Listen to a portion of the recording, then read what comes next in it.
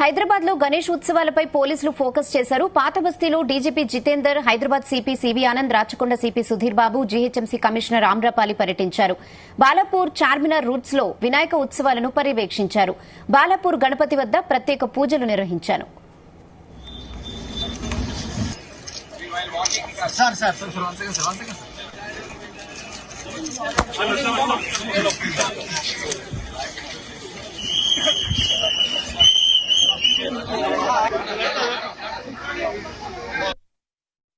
Ganesh arrangements కోసం మన బాలాపూర్ నుంచి ట్యాంక్ బండ్ వరకు ఒక రూట్ ఇన్స్పెక్షన్ కోసం అందరూ వచ్చాము.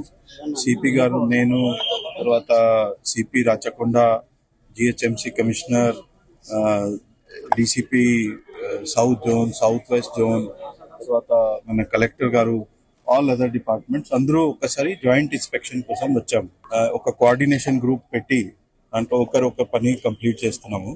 అందరూ ఆల్ డిపార్ట్మెంట్ చాలా కోఆర్డినేషన్ చేసి పని చేస్తున్నారు. ఖైరతాబాద్ గణేష్ గత సంవత్సరం లాగా ఈసారి కూడా వారు ఆర్గనైజింగ్ కమిటీ వారు అందరూ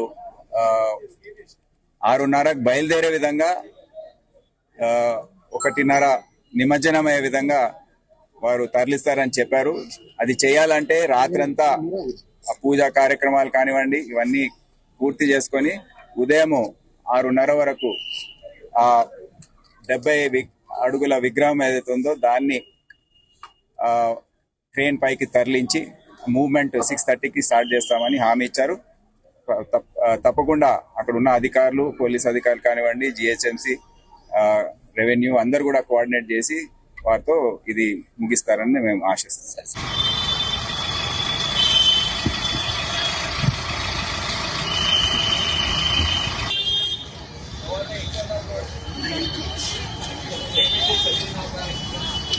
Madam.